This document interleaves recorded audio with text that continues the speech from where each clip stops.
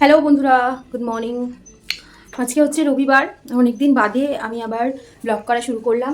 তো সব কিছুই কাছা ধোয়া হয়ে গেছিলো, শুধু ঠাকুরের এগুলো বাকি।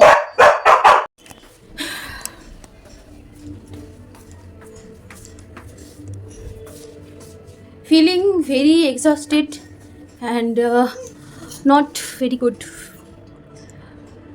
একদম ভালো ফিলিং আসছে না, মানে মন মেজাজটা আমার খুবই খারাপ। কারণ আমি যতবার ওই কাকির সমস্ত যে কাজকর্মগুলো হলো, যতবার যাচ্ছি যতবার মানে আমি বিজয়কে সামনাসামনি দেখছি, আমি ব্যাপারটা নিতে পারছি না। তো যার জন্য একটু ডিসকন্টিনিউ হয়ে গেছিলো মাঝখানে। তো আমাদের এই 12-13 দিন সব কাজকর্ম মানে সব জ্ঞাতিদের যেগুলো করতে হয়, নিরামিষ খাওয়া, তারপরে ঘাট কাজের পরে মানে সব জামাকাপড় কাচা ধোয়া, তারপরে শ্রাদ্ধ শান্তি, এইসব সব পরপর চলছিল। তো এর মাঝখানে আমি যতবার মানে যাচ্ছিলাম বল্টুর মুখোমুখি হচ্ছিলাম, মানে ওর ডাকনাম বল্টু, সরি বিজয়। কাকি একদম পছন্দ করতো না ওকে বল্টু বললে, তো জয়া তুমি বিজয় বলবে। তো যতবার আমি বিজয়কে মুখোমুখি দেখছি, আমি একদমই মানে ব্যাপারটা মেনে নিতে পারছি না। কিন্তু আমার নিজের 2-3 দিন ধরে খুব শরীর খারাপ হয়ে গেছিলো, মানে ইভেন মানে একটু দেড় রাত্রি করেই আমার শরীরটা বেশি খারাপ হচ্ছে। মানে সারাদিন যে করে হোক কাজের তালে বা এই যেতে ফেতে হচ্ছে বাইরে কাজের জন্য হয়ে যাচ্ছে। আজকে তো চারিদিকে গান বাজছে, জানি না কপিরাইট আসবে নাকি, আসলে আসবে, মনের কথা আমি সবসময় বলতে পারি না। তো সকাল থেকে মানে অনেক কাজবাজ ছিল, আমি বেশি কিছু করিনি। আমি বেশি কিছু করিনি, আমি শুধুই দেখো এই সিংহাসনের সব মানে সিংহাসনের কাজটা বাকি ছিল, সিংহাসনের সব কাপড় টাপড় সব খুলে নিয়েছি। আর এই যে এইখানে দেখো এইটার মধ্যে সব ধুয়ে মেলা হয়ে গেছে, সব রঞ্জিতই করে দিয়েছে। ছাদে মেলে এসেছিলাম এটার মধ্যেই, আবার শুকিয়ে গেছে, সব শুকিয়ে গেছে। আমি এখন ছাদ থেকে নিয়ে এলাম, খুব ইজি হয়েছে। কারণ ছোট্ট ছোট্ট জিনিসপত্র এগুলো মেলা না অনেক ডিফিকাল্ট, মানে তারের মধ্যে মেলা, প্রত্যেকটা আলাদা আলাদা ক্লিপ এইভাবে দেখো সব মিলে দিয়েছি। আর সেই 11টার সময় মিলেছি, এখন আর 1 ঘন্টা হয়ে গেছে, সব শুকিয়ে গেছে। আমার কোনো ঘরের কাজ হয়নি, শুধু মানে ভাত হয়েছে জাসমিনের। আর এখানে গোপালকেও তোলা হয়নি, গোপাল যেটার মধ্যে শুয়ে আছে সেটাও একটু কাছে ধোয়া বাকি। আর এই সব চলছে। জাসমিন আমার চিৎকার করছে, জাসমিনকে আবার টয়লেট পেয়েছে, জাসমিনকে আবার নিয়ে যেতে হবে, ওর রান্না বান্না সব বাকি। তো এখন জাসমিনকে একটু টয়লেটে নিয়ে গেলাম, কিন্তু ও এতটাই বদমাস, ও এখন টয়লেট কিছু করেনি। মানে ওকে সকালবেলা ঘোরানো হয়েছে, কিন্তু ওর হচ্ছে না, ও ছাড়া থাকবে। আর ছাড়া থাকলে কী করে বলো তো, শুধু ডাস্টবিনের ময়লা খায়। আর ডাস্টবিনের ময়লা খাবে, নাহলে কোনো না কোনো বদমাশি করবে। তো যাই হোক, সেটা তো রোজকার কাহিনী। আগে সিংহাসনটাই পয়সা করে নিই, মানে সিংহাসনটা তো রেগুলার এখন পুজো দিতে হবে আবার আগের মতন। আর আরেকটা জিনিস, আমি না ওই রাম ঠাকুরের আশ্রমে গেছিলাম সেদিন, আমি কিছু বই কিনেছি, আমি মনে করছিলাম তোমাদের সাথে শেয়ার করবো।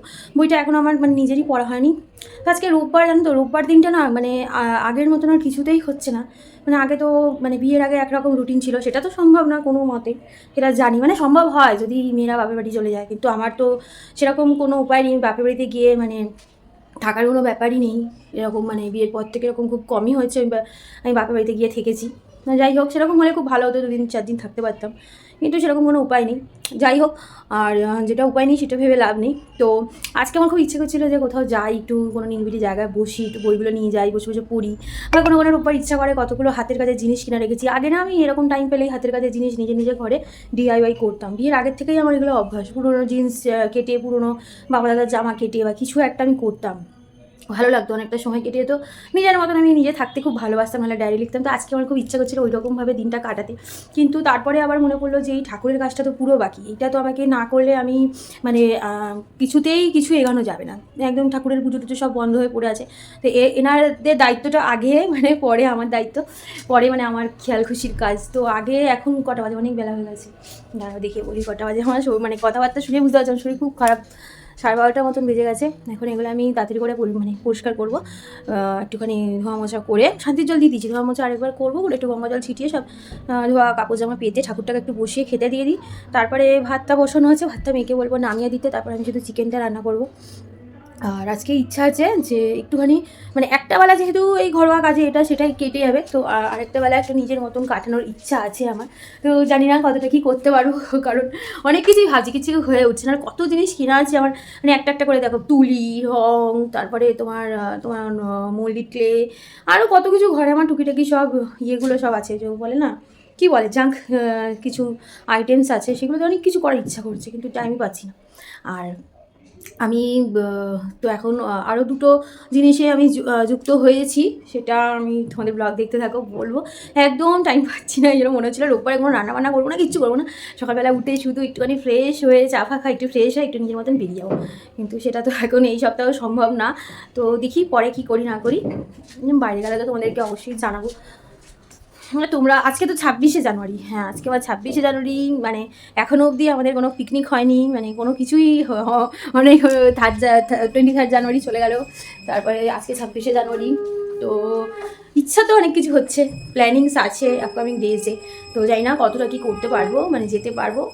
চোখের অবস্থা থেকে বুঝতেই পারছো শরীর কতটা খারাপ, রাত জেগে জেগে মানে কিছু প্রজেক্টে কাজ করে করে, আর কিছু এনজাইটিও ছিল আমার, কিছু এনজাইটি মানে চলছে, সেগুলো দিয়ে আমি রিকভার হওয়ারও চেষ্টা করছি। তো চোখ মুখের অবস্থা দেখছো কী অবস্থা আমার। তো একদিন তো মানে মনে হচ্ছে পুরো সারাদিন দুদিন, একদিন দুদিনে আমার মনে হচ্ছে না আমার কিছু হবে, আমার মনে হচ্ছে 7 দিন 10 দিন আমি কোথাও চলে যাই।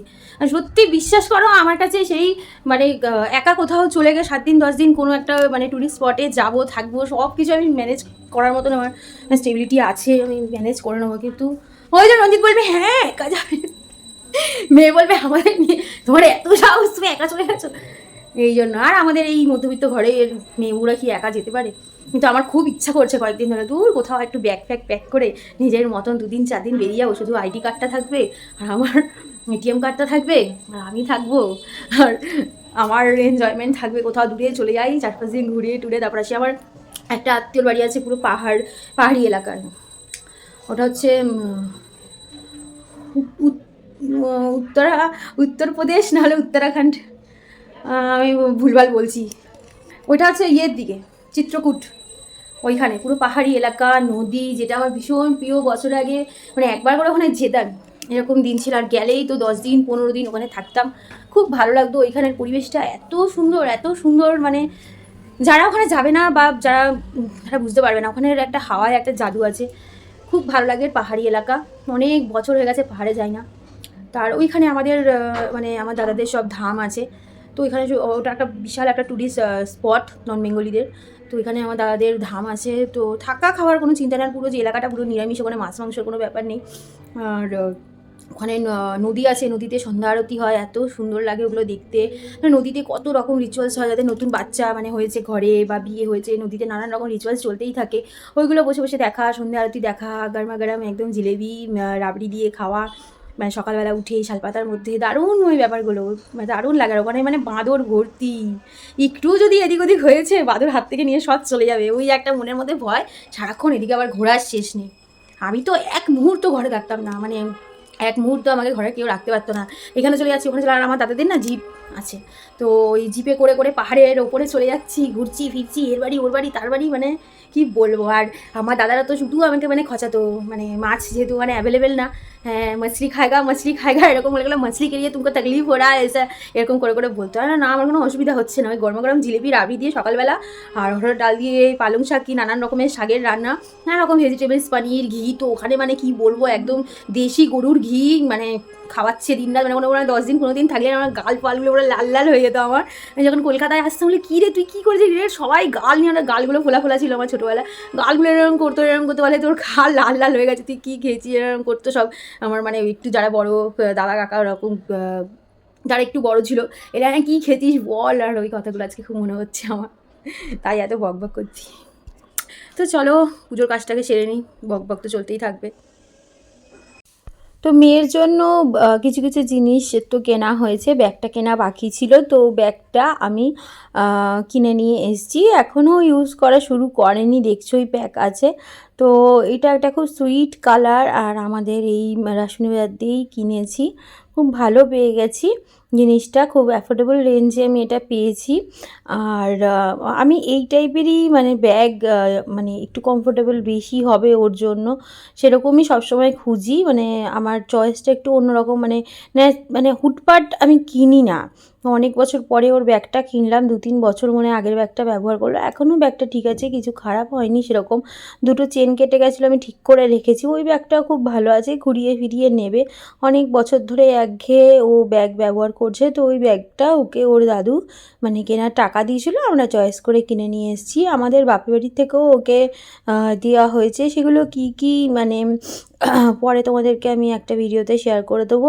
আর সন্ধেবেলা আমি আর মেয়ে মানে রেডি হচ্ছি, একটু বেরাবো, কারণ একঘেয়ে ঘরে আমার একদম ভালো লাগছে না। আমার শরীরটা ভালো নেই অতটা, তবুও যাচ্ছি, কারণ ঘরে থেকে থেকে আর একঘেয়ে রুটিন যখনই আমি বেশি দিন মেনটেন করি তখনই আমার শরীর বেশি খারাপ হতে থাকে। মানে খুব বেশি কোনো একটা জিনিসটি আমি চিন্তা করলেই আমি দেখেছি আমি একটু অন্যরকম অ্যাংজাইটিতে ভুগি। তো ভাবলাম যে না, সব কিছু একটুখানি ভুলে আবার আমাকে নর্মাল হতে হবে, নাহলে আমার শরীরের ওপর প্রচুর এফেক্ট হচ্ছে, সাইড এফেক্ট হচ্ছে যেটাকে বলা যায়। এই জন্য একটু নর্মাল থাকার চেষ্টা করছি, ইচ্ছা করে হাসাহাসি করার চেষ্টা করছি, ইচ্ছা করে একটু মানে মস্করা করার চেষ্টা করছি, যাতে আমি আবার নর্মাল, আমি যেরকম আমি যেন সেরকম মানে ওয়েতে আবার ফিরে যেতে পারি। কারণ আমার কাছে এরকমভাবে গুম হয়ে থাকাটা আমার প্রচণ্ড কষ্ট হয় এরকম সময়। তো আমাকে তো বারণই করা হয়, কিন্তু বিশেষ কয়েকটা কারণের জন্য আমি মানে একটু বেশি কষ্ট পাচ্ছিলাম। কিন্তু না, সব কিছু থেকে নিজেকে না বের করলে, নর্মাল লাইফে না ফিরলে আমার জন্য মানে অন্যান্য যারা আছে তাদেরও মানে মেয়ে কষ্ট হচ্ছে, কারণ আমাকে ওইভাবে ওরা দেখতে অভ্যস্ত নয় এই কারণে। আর আমি চলে এসেছি মেট্রোপলিটনের দুর্গাবাড়ির যে মেলা বসেছিল, এক্সিবিশন পাখির আর মাছের, সেই মেলা এক্সিবিশনে চলে এসেছি। তো এটা 26 তারিখ অবধি লাস্ট ছিল, তো ভাবলাম এটা প্রথমে আমি যাই, তারপরে আমি অন্যদিকে যাব। তো এইখানে তো পাখিদেরকে তো রাখা হয়েছে, মাছও রাখা হয়েছে, কিন্তু আমার মনে হলো মাছেদের থেকে মানে পাখিদের বেশি কষ্ট হচ্ছে। চারিদিক ঘেরা বন্ধ, এত ভিড়, তার মধ্যে লাইট জ্বলছে, এত হই হট্টগোল। তো আমি সবাইকে তো বলতে পারি না, শুধু নিজে আমি আর মেয়ে তাড়াতাড়ি করে ওখান থেকে নিজেদেরকে সরিয়ে নিলাম। আর পরে আবার যখন মানে বেরাচ্ছিলাম তখন একবার দেখলাম, খুবই মানে ফেড আপ হয়ে গেছিলো পাখিগুলো, বড় পাখিগুলো। তো কি আর করা যাবে, ডেস্টিনি, সবার ডেস্টিনি সব কিছু আগের থেকেই ভেবে রাখে কে কী হবে, কে কোথায় যাবে। তো সেটাই এখন মনে হচ্ছিল। আবার আমি এই মাছগুলোকে খুব ভালো করে অবজার্ভ করছিলাম, খুব ভালো লাগছিল দেখতে। তো সচরাচর এরকম যখন কোনো পাখির বা এরকম মাছের মেলায় যাই, দেখি, ভালো লাগে। আর সবসময় তো জাদুঘর বা তোমার সায়েন্স সিটি এসব যাওয়া হয় না এখন আর আমাদের। নানান ধরনের এখানে মাছ ছিল। তো মেয়েকে বলছিলাম যে দেখ কত ধরনের মাছ মানে আমাদের এখানে অ্যাভেলেবেল আছে, তুই দেখে নে এইগুলো। তো ভালোও লাগছিলো, এটা একটা নতুন ধরনের মানে শঙ্কর মাছের একটা প্রজাতি আমি দেখতে পেলাম ছোটোর মধ্যে। তো অনেক ধরনের এখানে মাছ দেখছিলাম, ভালো লাগছিলো। মেয়েকে সব নামগুলো আমি বলে বলে দিচ্ছিলাম। তো একটা বাচ্চারা এখানে এসেছিলো, বাচ্চাটা খুব এক্সাইটেড হয়ে গেছিলো মাছগুলোকে দেখে। তো বাচ্চাদেরই বেশি আনন্দ এইগুলো দেখার দরুন। হ্যাঁ, অনেক কিছু আবার জানতেও পারে তারা, কোন কোন জাতির মাছ, তাদের কী নাম, এগুলো জানা যায়। তো মাঝে মধ্যে এরকম বাচ্চাদেরকে নিয়ে যাওয়া উচিত, তাদেরও একটু মনটা মানে একঘেয়েমি থেকে কাটে। সেই তো পড়াশোনা, টিউশন, এগুলোর থেকে একটু বেরিয়ে যদি মাঝে মাঝে আমরা পেরেন্টস এরকম বাচ্চাদেরকে নিয়ে যাই, তাদের অনেক কিছু জানা হয়।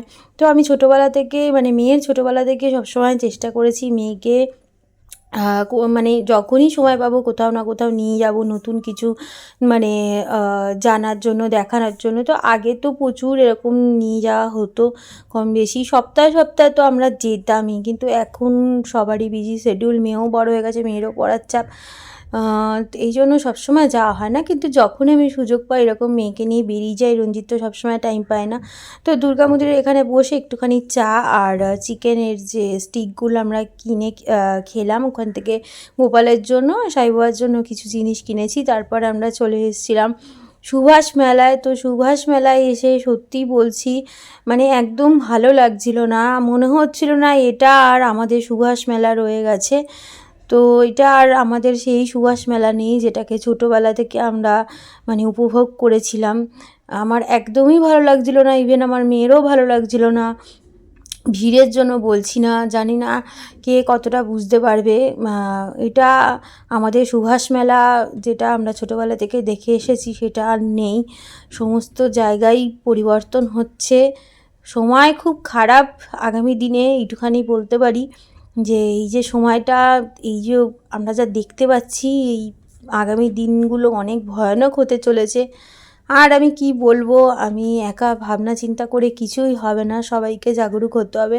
মাঝে মাঝে ব্লগের মাধ্যমে আমি যেহেতু সোশ্যাল মিডিয়ায় আছি, বলার চেষ্টা করি। হয়তো কারো কারো খারাপ লাগে, কারো কারো আবার বুঝতেও পারে। খারাপ লাগলে আমার কিছু করার নেই, আমি যেটা দেখতে পাই আমি সেটাই বলি। আমি যেরকম পাখির ব্যাপারেও বললাম যে ওদের কষ্ট হচ্ছে। তো আমাদের আগামী দিনগুলো অনেক শোচনীয়, এটাই বলবো। আর সুভাষ মেলায় খুব একটা ঘোরাঘুরি করিনি, এত ভিড়, মানে কি বলবো আর পুরোপুরি বলতেও পারছি না ঠিকঠাকভাবে। জানি না আমার বলাটা ঠিক হচ্ছে নাকি, কিন্তু হ্যাঁ, আমাদের দুজনেরই ভালো লাগেনি। যতটা সম্ভব আমরা তাড়াতাড়ি এখান থেকে বেরিয়ে গেছি। কয়েকটা স্টলে একটু উকিঝুঁকি মেরেই যত তাড়াতাড়ি পারি বেরিয়ে গেছি। আর মেয়ে এখান দিয়েই অনেক কিছু, মানে বাইরে দিয়ে, মেলার ভেতর দিয়ে সেরকম কিছুই কিনিনি, বাইরে দিয়ে আমরা টুকিটাকি জিনিস কিনেছি। সেটারও একটা ব্লগ আসবে।